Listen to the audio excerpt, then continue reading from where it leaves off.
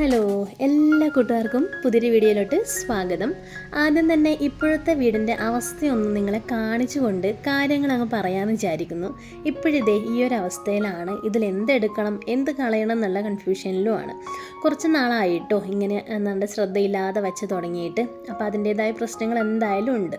അപ്പം ഞാൻ വിചാരിക്കുന്നത് ഒരു ഡിക്ലട്ടറിങ് ചലഞ്ച് നടത്തിയാലോ എന്ന്. ഒരു 15 ദിവസത്തെ ഡിക്ലട്ടറിങ് ചലഞ്ച്. അതിൽ നിങ്ങൾക്ക് ഇഷ്ടമുണ്ടെങ്കിൽ പാർട്ടിസിപ്പേറ്റ് ചെയ്യാം കേട്ടോ.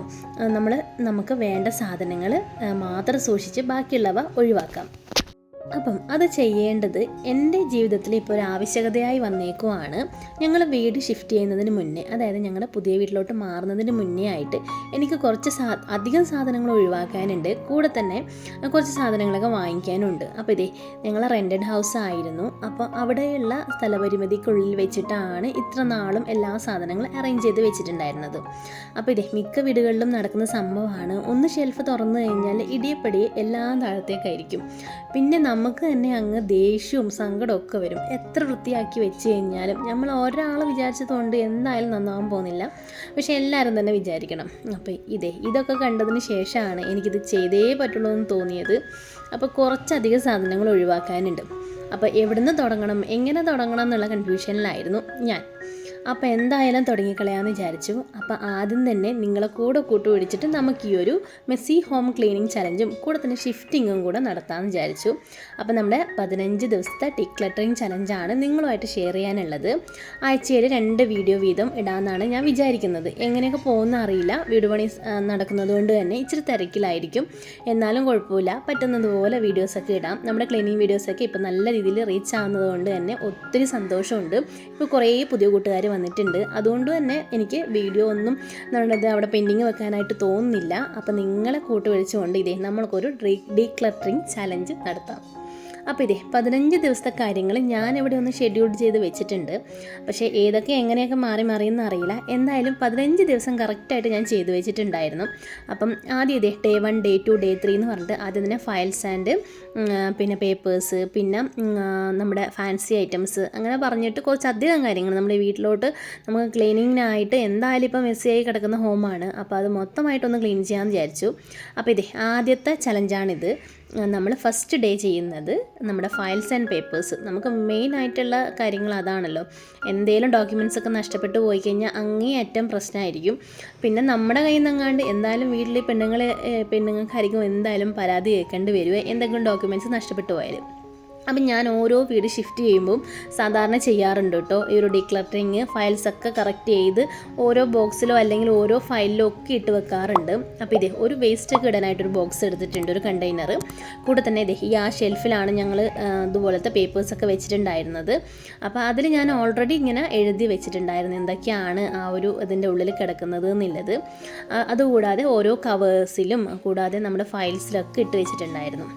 അപ്പം അതൊക്കെ ഒന്ന് നമുക്ക് ഇപ്പം കുറച്ച് നാളായിട്ട് മെസ്സിയായി കിടക്കുവാണ്. അപ്പോൾ അതൊക്കെ ഒന്ന് റെഡിയാക്കി എടുക്കാമെന്ന് വിചാരിച്ചു. അപ്പം മെയിനായിട്ട് നമ്മൾ കുറച്ച് നാൾ ഉപയോഗിക്കാതെ ഇനി നമുക്ക് ആവശ്യമില്ലാന്ന് തോന്നുന്ന സാധനങ്ങളൊക്കെ നമുക്ക് ഒഴിവാക്കി തുടങ്ങാം.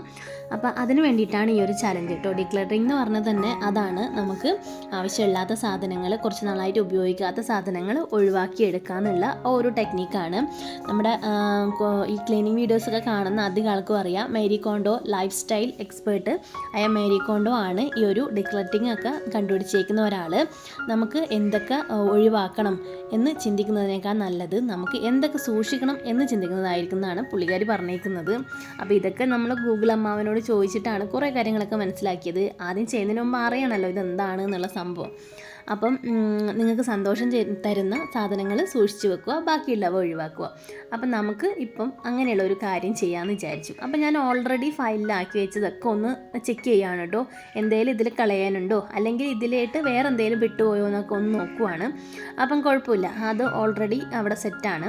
അങ്ങനെ നമ്മുടെ ഐ ഡി കാർഡ്സൊക്കെ ഇതുപോലെ കാണുന്ന, നമുക്ക് പുറമേ നിന്ന് കാണുവാണെങ്കിൽ അങ്ങനത്തെ ഒരു ഫയലിലേക്ക് സൂക്ഷിക്കുവാണെങ്കിൽ കുറച്ച് നല്ലതായിരിക്കും. അപ്പം നമുക്ക് പെട്ടെന്നത് ക്ലിക്ക് ചെയ്യുമല്ലോ, ഇന്നതിൽ കിടപ്പുണ്ട്, ഇന്ന സാധനം ഇതിലുണ്ട് എന്നൊക്കെ നമുക്ക് പെട്ടെന്ന് ക്ലിക്ക് ആവുമല്ലോ. അപ്പോൾ അതിൽ കുറേ നമ്മുടെ ഹോസ്പിറ്റൽ കാർഡ്സും അതുപോലത്തെ മറ്റുള്ള സാധനങ്ങളൊക്കെ വന്നിട്ടുണ്ടായിരുന്നു. ഇതിൻ്റെ കൂടെ തന്നെയാണ് ഞാൻ കേട്ടോ പാസ്പോർട്ട് ഫോട്ടോസൊക്കെ വെക്കാറ്. അപ്പം നമുക്ക് ഈ ഒരു ID കാർഡിൻ്റെ കൂടെയാണല്ലോ കറക്റ്റായിട്ട് അതും ആവശ്യം വരിക. അപ്പോൾ അത് രണ്ടും ഒരുമിച്ചാണ് വെച്ചേക്കുന്നത് ഒരു ഫയലിൽ. പിന്നെ നമ്മുടെ മെയിൻ ബർത്ത് സർട്ടിഫിക്കറ്റ്, കൂടാതെ നമ്മുടെ എന്താ പറയേണ്ടത് സ്കൂൾ സർട്ടിഫിക്കറ്റ്, അങ്ങനെയുള്ള കാര്യങ്ങളൊക്കെ ഒരു ഫയലിലാണ് വെച്ചേക്കുന്നത്. പിന്നെ നമ്മുടെ ഹോസ്പിറ്റൽ കാർഡുകൾ, അതായത് കുട്ടികളുടെ നമ്മുടെ വാക്സിനേഷൻ കാർഡുകളൊക്കെ ഇല്ലേ, അത് കുട്ടി തൊട്ട് പട്ടി വരെ ഒരേ ഫയലാണ് കേട്ടോ കിടക്കുന്നത്. അല്ലെങ്കിൽ മാറിപ്പോവും, അത് വേറെ എവിടെയെങ്കിലും പോയിട്ട് കൂടെ കുഴപ്പം എനിക്ക് തന്നെ തോന്നും. അതുകൊണ്ട് എല്ലാം കൂടെ ഒരുമിച്ചാണ് വെച്ചേക്കുന്നത്.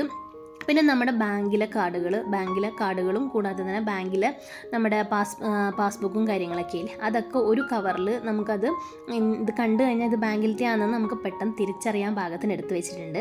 പിന്നെ അതുകൂടാതെ കുറേ അധികം വാറണ്ടി കാർഡുകൾ ഉണ്ടായിരുന്നു. ഒത്തിരി നാളായിട്ട് ശരിക്കും പറഞ്ഞാൽ ഇതിൻ്റെ അകത്ത് പല ഉപകരണങ്ങളും ഇപ്പം വീട്ടിൽ തന്നെ ഇല്ല, അത് ആക്രിക്ക് കൊടുത്തിട്ടുണ്ട്.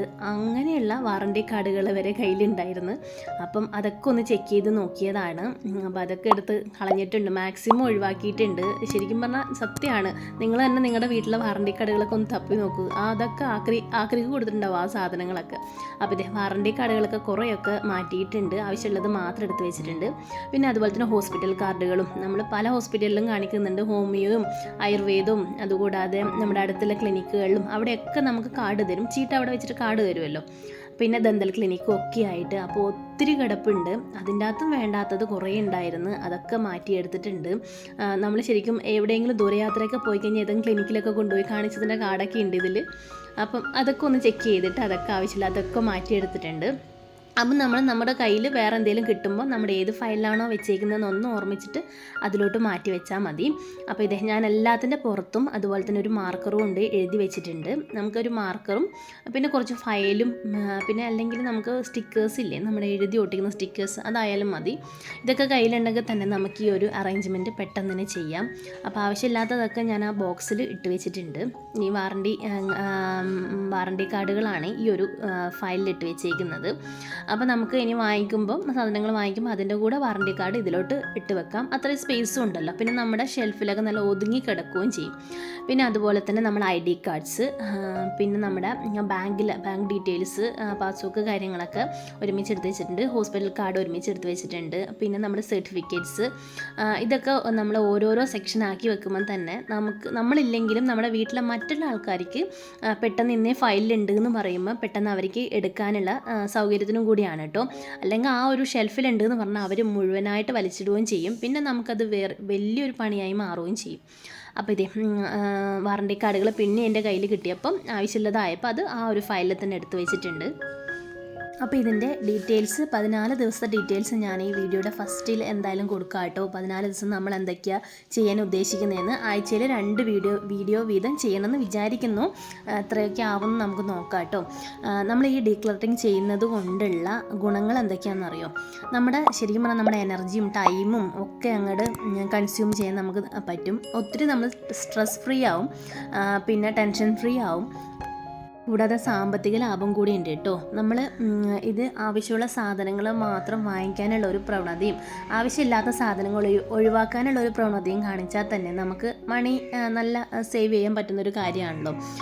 മാത്രമല്ല നമ്മുടെ പ്രൊഡക്ടിവിറ്റി നല്ലതുപോലെ വർദ്ധിപ്പിക്കാനും പറ്റും.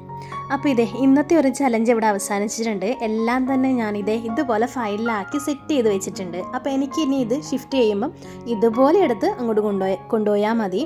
അപ്പം ഇന്നത്തെ ഒരു വീഡിയോ ഇഷ്ടമായിട്ടുണ്ടെങ്കിൽ തീർച്ചയായും ഒരു ലൈക്ക് പ്രതീക്ഷിക്കുന്നു.